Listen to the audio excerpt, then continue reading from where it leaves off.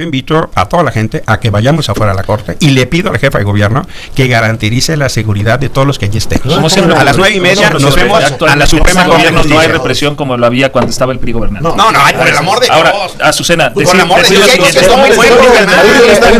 ¿cómo así? Empiezo a hablar y no me dejan hablar ni 10 segundos. Bueno, que garantice además pido seguridad a los que vamos a las 9:30 a la corte mañana. Es una vergüenza. Yo sí hablo muy fuerte en contra del ministro Alcántara Carrancá, porque es una vergüenza que un ministro en todo su proyecto, más de 340 hojas, nunca se refiere a los derechos humanos de los que como yo queremos salir a votar. ¿Qué tal, amigos? ¿Cómo están? Ya estamos otra vez con más información. Soy Lalo Durán, esperando estés teniendo un excelente día. De antemano agradeciendo ese buen like que siempre nos dejas y al mismo tiempo invitándote a que te suscribas a tu canal. Es lunes 4 de noviembre del 2024 y vámonos con la información porque estamos a un día de que la Corte decida si echa abajo o no la reforma al Poder Judicial, y esto ha generado muchísimos debates. Del día de hoy yo les traigo un debate que se dio en el espacio de Azucena Uresti, donde ahora sí fue justo. ¿Por qué? Porque hubo 2 para 2.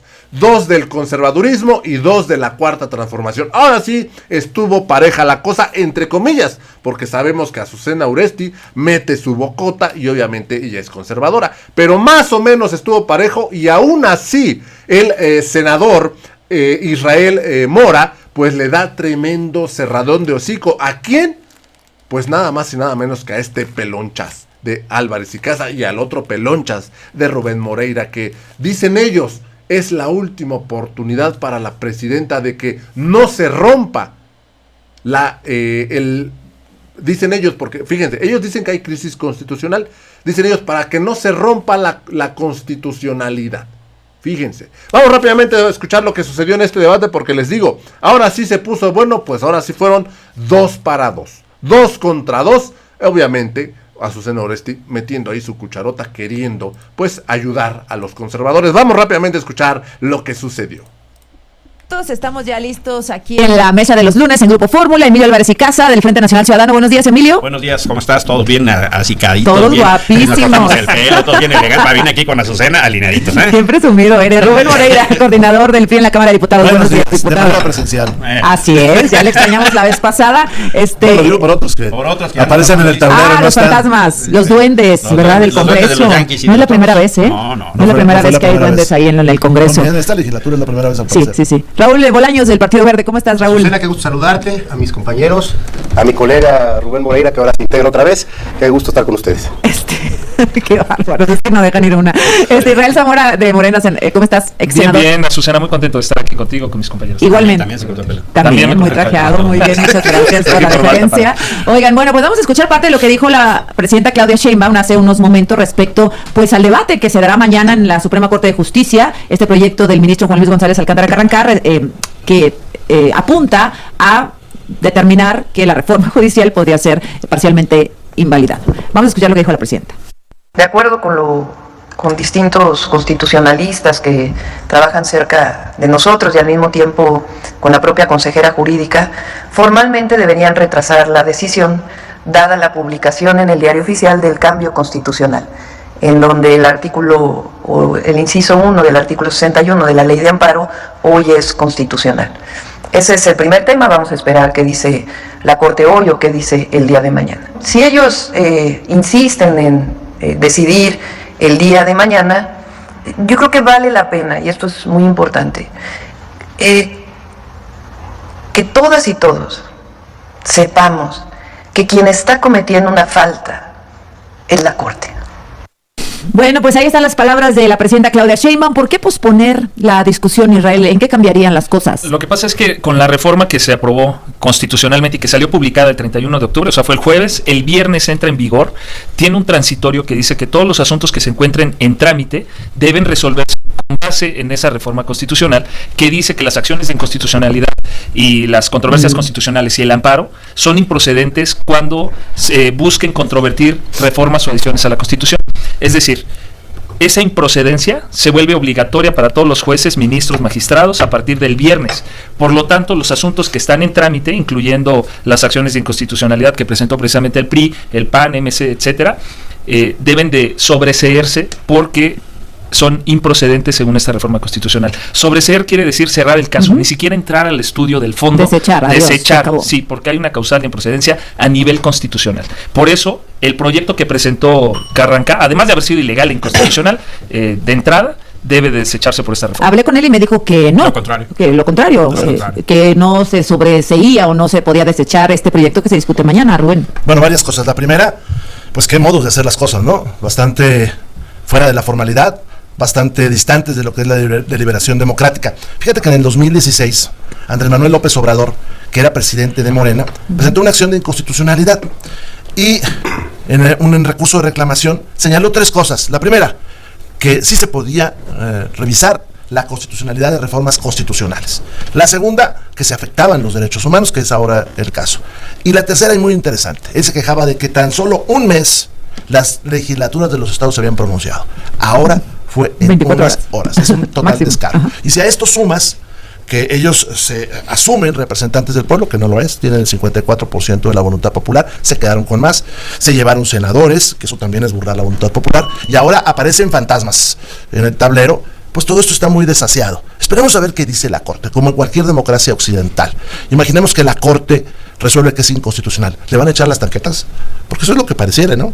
Porque si bien el legislativo o el ejecutivo dice no voy a resolver, en el judicial sí se van a tener a la sentencia que ellos mismos propongan. Creo que sigue sin entenderse, Emilio, la magnitud de la decisión de mañana, la relevancia de la Suprema Corte. Si se aprueba el proyecto del ministro González Alcántara Carranca y no acata el Poder Judicial y Legislativo, ¿cuáles son los escenarios en la vida real a los que nos podemos enfrentar? La entrevista que te dio el ministro Juan Luis González Alcántara es muy revelador. Incluso el escenario que ahora nos presentaste con el diálogo de la presentación de Claudia Sheinbaum era justo ese escenario.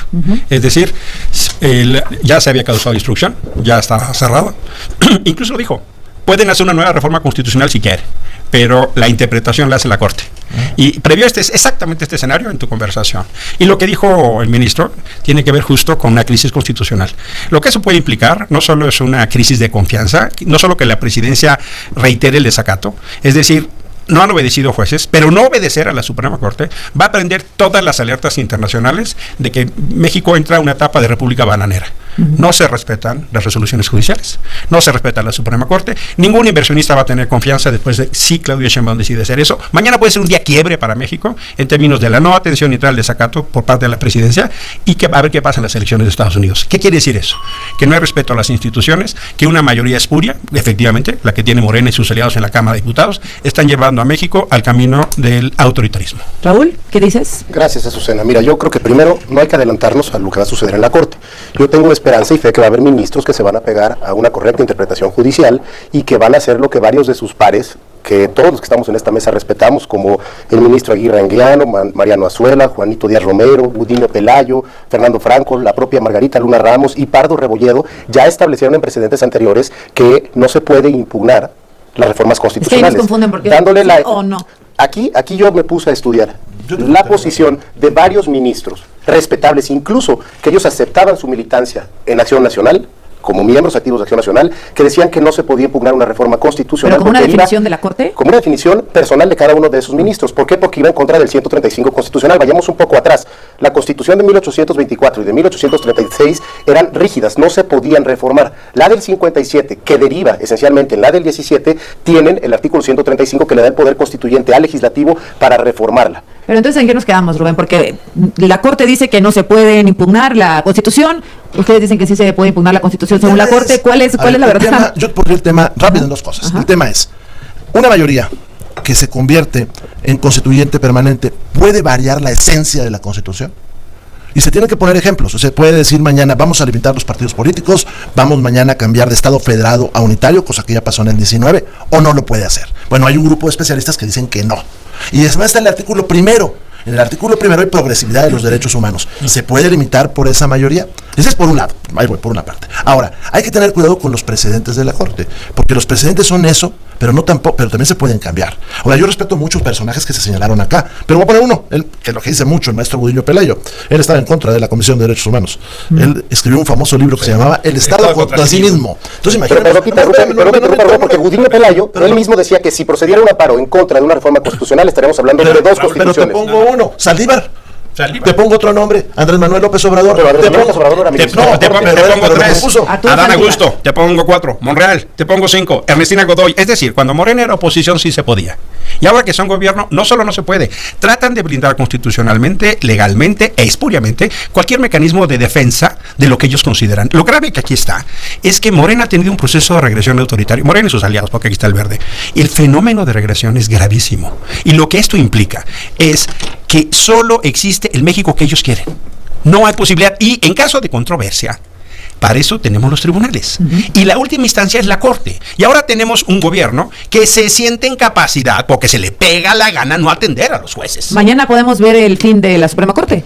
Ni más ni menos. Porque si no atienden a lo que... Entonces solo van a atender, lo hemos dicho acá en otras ocasiones, lo que se les pegue la O sea, gana. testimonial, Susana. la opinión de la hiciste, Corte. además no lo hiciste, pero lo pensaste. Ellos también quieren aislar a México del mundo.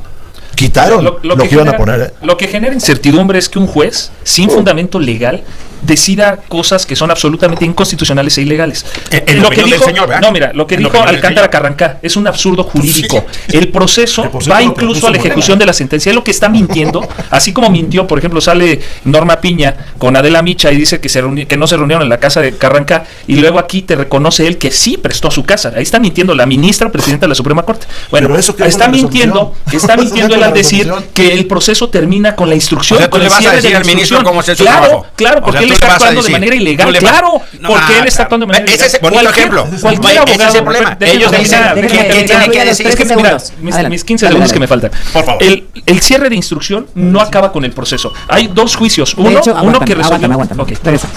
El Zorita. 6 minutos, continuamos aquí con Emilio Álvarez y Cáceres, Rubén Moreira, Raúl Bolaños e Israel Zamora. Nos quedamos contigo, Israel. Sí, yo comentaba que la presidenta ministra Norma Piña, en el amparo 762-2018, mencionó que el proceso se entiende en trámite hasta incluso la ejecución, y argumentaba que los actos que se dan después de la o sea, de nada sirve emitir una sentencia si el juez que emitió la sentencia no verifica la materialización de la misma. O sea, tú puedes decir en cualquier juicio, emites una sentencia y tiene que haber la ejecución de la misma, y si no corrobora el juez que se materializa, pues sería inútil la impartición de justicia. Entonces se considera que los actos aún a la ejecución forman parte Pero del proceso, en o sea, una están en democracia, trámite. Israel. ¿Qué quiere decir eso? Que actualmente las acciones de inconstitucionalidad que se están viendo en la Suprema Corte están en trámite y se les debe de aplicar el transitorio segundo de la reforma de la semana pasada ver, constitucional y En sobreseerse. una democracia, esas diferencias de opinión las resuelve el Poder Judicial.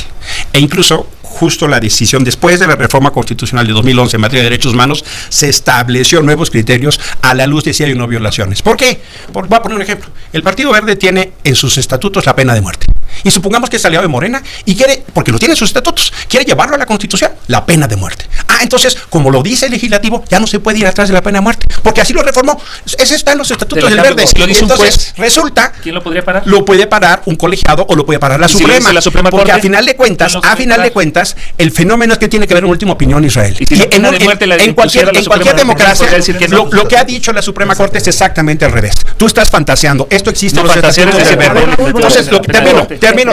Es Lo que que no se puede dejar, déjame terminar. déjame terminar. Lo que no se puede dejar de mencionar es, a partir del 2011, el criterio reina es la violación de los derechos humanos, como es este caso. Si hay diferencias, lo resuelve el Poder Judicial. A ver, Raúl, A ver. ustedes tienen en sus estatutos la pena de A muerte. ver, vamos por partes. Yo creo que vamos a ponerle seriedad otra vez al debate. Porque es un debate está serio. es meramente jurídico. No, y a ver, no, primero, no, se llama Constitución Política. Y quiero que me escuches, Emilio, Jurídico porque y seguramente va a político. estar de acuerdo con ello. Yo no voy a descalificar a Juan Luis González Alcántara. Él tiene su interpretación jurídica. Adelante, tiene su proyecto de Política también. Esta es jurídica. Constitucional Es y jurídica. jurídica. Vamos mañana a ver qué argumentan los otros ministros. En una república es válido ¿Tienen- que haya distinta interpretación ¿Tienen jurídica. información Yo de que tengo algunos de los 8 van a votar en contra? yo tengo certeza, porque le tengo mucha qué? fe a la interpretación jurídica de muchos de ellos que son peritos Pero en en sus cartas derecho. de renuncia, Porque ¿qué es lo que queda? para mi interpretación jurídica como abogado, nosotros solamente estamos elevando a la Constitución lo que la ley ya establece. Artículo 61, fracción primera de la ley de amparo, y lo fundamentado en el 39 constitucional, que el poder emana directamente del pueblo, Y el pueblo es en el incómodo. 105. Ahora, vámonos a lo político que ya se mencionó aquí hace unos momentos. Oye, que se aprobó muy rápido en los congresos locales. Disculpen, señores, es la mayoría de las y los mexicanos las que nos eligieron y los que están pendientes en sus congresos estatales de aprobar lo que nosotros Pero estamos ni lo realizando. había leído, o sea. Segundo, no nos llevamos senadores, Rubén. Se les van.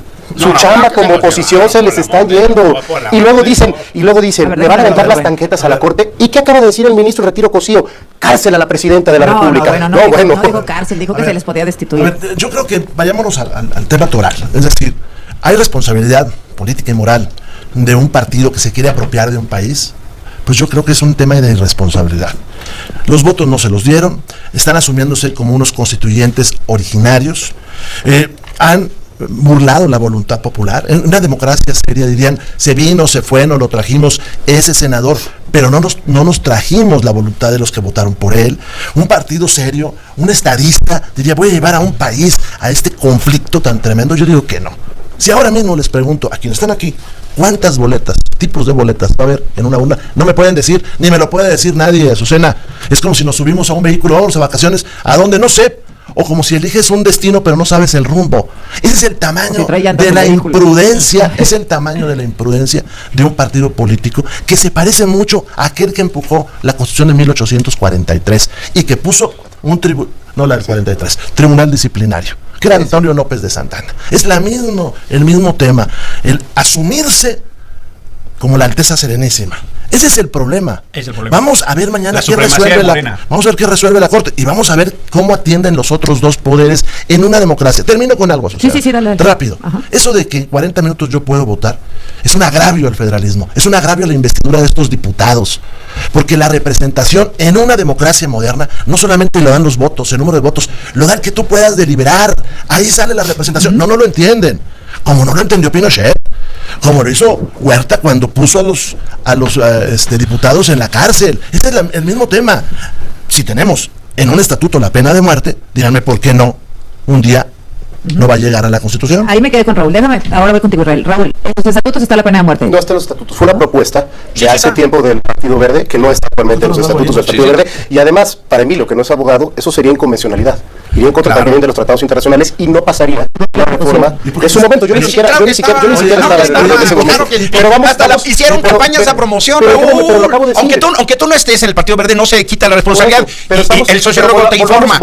Hay abogados que presentan, por ejemplo, transitorios para extender el mandato de Saldívar inconstitucionalmente. Raúl Bolaños, por ejemplo. Y eso lo hizo un abogado. Y sigo creyendo firmemente inconstitucionalmente. Esta crisis que hay hoy en día. Extender el mandato de Saldívar. A ver, ¿no estaríamos en esta crisis, sí? No estaríamos en esta crisis que hay derivada de que la correcta implementación de la reforma que impulsamos nosotros en el 2021 para el Poder Judicial, y yo lo sigo defendiendo, lo defendí en la Cámara y nunca me escondí. Los que sí se escondieron fueron compañeros de la oposición que votaron a favor de ese transitorio y que sabían perfectamente desde la mañana que se iba a presentar. Es otro tema. Ahora, reforma iba a ser el cambio de todos los actos y ni siquiera se ha evaluado. Y por eso es tan importante. Yo sí le digo a la gente que nos escucha Radio Fórmula, mañana a las 9:30 es muy importante estar afuera de la Corte. Yo invito a toda la gente a que vayamos afuera de la Corte y le pido al jefe de gobierno que garantice la seguridad de todos los que allí estén. A las 9:30 nos vemos a la Suprema Corte de Justicia. No hay represión como lo había cuando estaba el PRI gobernando. No, hay por el amor de Dios. Ahora, Azucena, por el amor de Dios, ¿cómo así? Empiezo a hablar y no me dejan hablar ni 10 segundos. Bueno, que garantice, además pido seguridad a los que vamos a las 9:30 a la Corte mañana. Es una vergüenza. Yo sí hablo muy fuerte en contra del ministro Alcántara Carrancá, porque es una vergüenza que un ministro en todo su proyecto, más de 340 hojas, nunca se refiere a los derechos humanos de los que, como yo, queremos salir a votar el día 1 de junio por jueces, magistrados y ministros. Yo tengo un derecho humano que ahora me reconoce la ley, la Constitución, y en todo el proyecto jamás hace mención de eso el ministro. Es una vergüenza. ¿Quieren respetar los derechos humanos? Respeten el derecho de los que queremos votar y de los que quieren ser aspirantes para participar. A ver, déjame que responda a esta primera parte, Rubén. Bueno, primero, rápido. El ministro Carrancá fue propuesto por Andrés Manuel López Obrador, que quede muy claro, No es de eso, como se dicen del viejo sistema. Traicionó déjame terminar. Déjame terminar. Adelante. Segundo, pongamos hacia dónde vamos. De nueva cuenta, no es una reforma al sistema de justicia, que es la que originó todo esto, es una simple venganza. Porque si fuera el sistema de justicia tendríamos otros mecanismos como aumentar los presupuestos, aumentar el número de jueces, aumentar el número de ministerios públicos. Segundo, la gente no va a seleccionar, eso es totalmente falso. Ya vimos que hay comités a modo, y en los estados donde un partido domine, pues ese pondrá todo para empezar. No hay experiencias internacionales, pero la que se parece a la nuestra fue totalmente un fracaso, con una participación del 5 o 6%, y es de una indolencia terrible que estemos discutiendo por algo que ni siquiera se ha definido cómo se haría. Es un país como el nuestro, una potencia económica como la nuestra, con una experiencia tan grande. ¿Cómo es posible que emprenda algo jurídico sin saber cómo va a terminar? Regresamos. Prácticamente a las 9 de la mañana vamos al último bloque de esta conversación. Emilio Álvarez y Casa, Rubén Moreira, Israel Zamora, Raúl Bolaños. A ver, preguntas sin resolver. Rubén, veo que tienes muchas preguntas sin resolver respecto a boletas, procedimientos, etcétera. ¿Quieres plantear alguna pregunta directamente a Morena y el Verde? Sí, bueno, esto es todo un desorden lo que se ha planteado, e insisto, empieza cuando alguien se quiere vengar de la Corte, como aquí lo hemos visto, porque tuvo una resolución acertada, que es aquella del artículo 21 de la Guardia Nacional, donde no les aceptó que en la ley secundaria lo metieran en contra de lo que dice la Constitución, decía la Constitución. Y de ahí se destapó toda esta narrativa falsa de que se iba a mejorar la justicia, de que la gente va a seleccionar a los jueces. Pero hay tanta confusión, que hoy vemos, por ejemplo, un consejero del INE que dice que la elección va a durar varios días. Esto es de risa loca. Dice, a nivel nacional, 881 cargos, 4 horas de votación. Por circuito, 52 cargos, 20 minutos de votación. Por subcircuito, 34 cargos, 14 minutos de votación. El único simulacro es público, no lo hicieron ellos, lo hicimos nosotros. ¿Y cuánto les tomó? 4 horas del momento en que recibes la boleta al que sales de la casilla. Eso no cuenta que las mamparas se van a atascar y entonces las colas se harían gigantescas. Sí, porque tú tienes que anotar 500 nombres y los tienes que seleccionar de 6,000, 7,000 prospectos. Pero además es tan endeble todo que yo en el intermedio hacía una pregunta. Los jueces de control, los jueces de extinción de dominio, los jueces de competencia económica y los concursales radican aquí en la Ciudad de México. ¿Los vamos a elegir en todo el país? Porque eso ni siquiera se ha puesto en la mesa. Porque hay una ignorancia, una indolencia. Porque eso de andar haciendo caso a quien nunca ha estado en un juzgado, a quien nunca ha visto la realidad de la justicia, pues es un terrible error. Por eso estamos en este túnel, en este tobogán hacia el vacío. ¿Hay alguna respuesta a los dos planteamientos de Rubén? ¿Qué se va a elegir? Suprema Corte de Justicia de la Nación, una boleta para los 9 que se van a elegir. ¿Cuántos nombres? Tribunal, cada uno va a llevar los candidatos, que van a ser 10 cada uno, vienen en la parte de atrás, si es mentira que se coloque el nombre. Es que no han leído la convocatoria. Permíteme. No, lee la Constitución.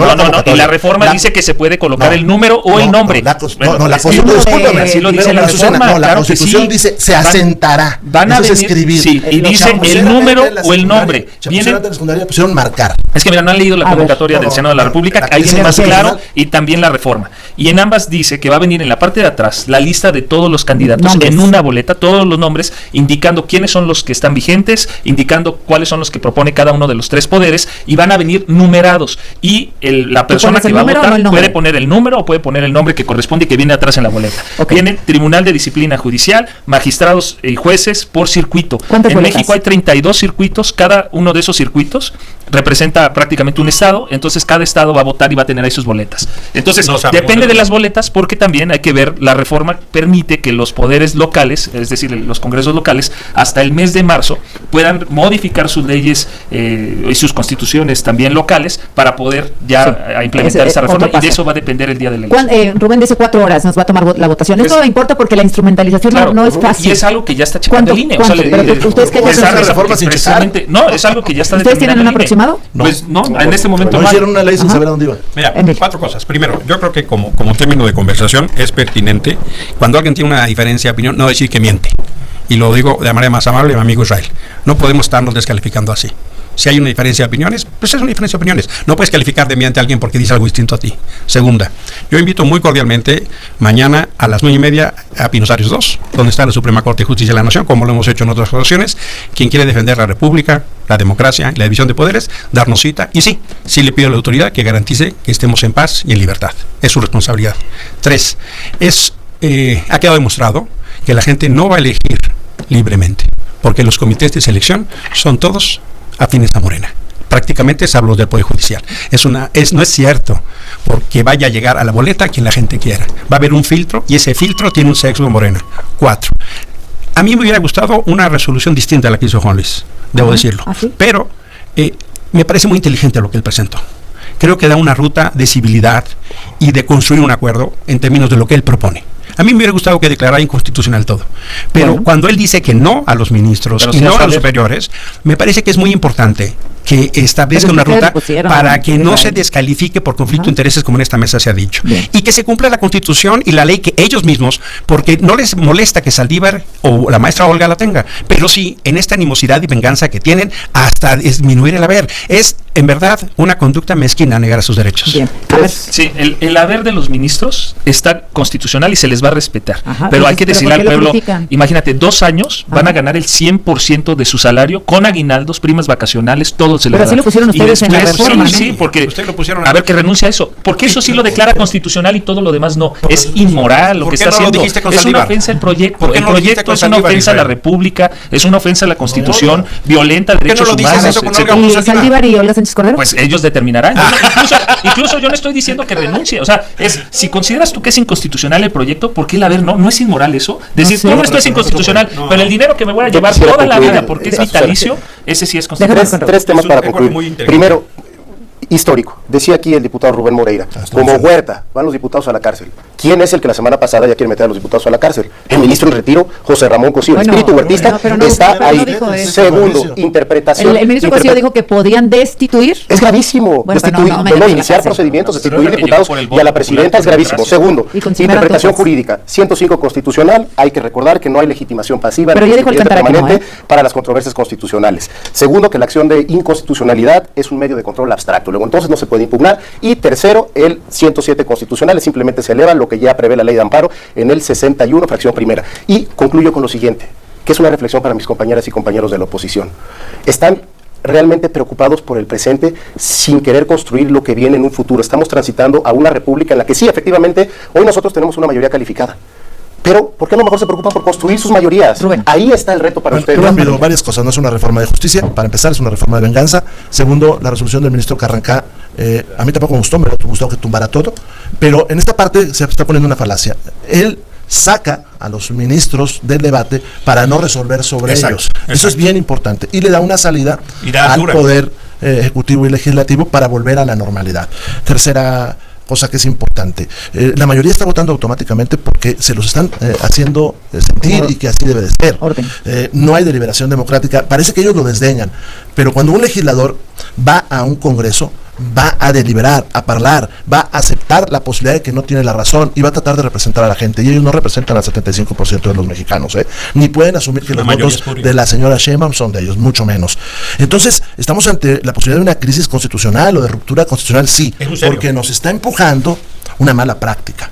Y eso yo creo que también es para distraer la atención de muchas cosas que pasan en este país, como el baño de sangre que hoy tenemos en toda la nación, y ni una palabra de esos legisladores sobre lo que está pasando en Culiacán, o lo que está pasando en Guanajuato, o lo que está pasando en Michoacán, o en Guerrero, donde no hay estado, o en Chiapas. A ver, Israel. Pues qué bueno que habla de esa libertad que tienen que tener los legisladores, porque a lo mejor puedes abogar por Cintia, la senadora que ya están expulsando del PRI porque votó distinto a los compañeros del PRI. Imagínate, porque no fue a votar. Qué bueno que tengas todo ese criterio y a lo mejor lo puedas compartir ahí con el PRI. Pero bueno, ahora, es importante recalcar, hay otro criterio que es de una contradicción de criterio que se dio en la Suprema Corte, que resuelve la primera sala, en donde estaba Norma Piña, Ríos Farjat, Pardo Rebolledo y González Alcántara Carrancá. Y ellos determinaron lo mismo. El proceso es uno hasta la ejecución de la sentencia. En este caso de la acción de inconstitucionalidad no se ha emitido sentencia. Mañana se van a echar mano más para decir que no implementan el artículo segundo transitorio de la reforma al artículo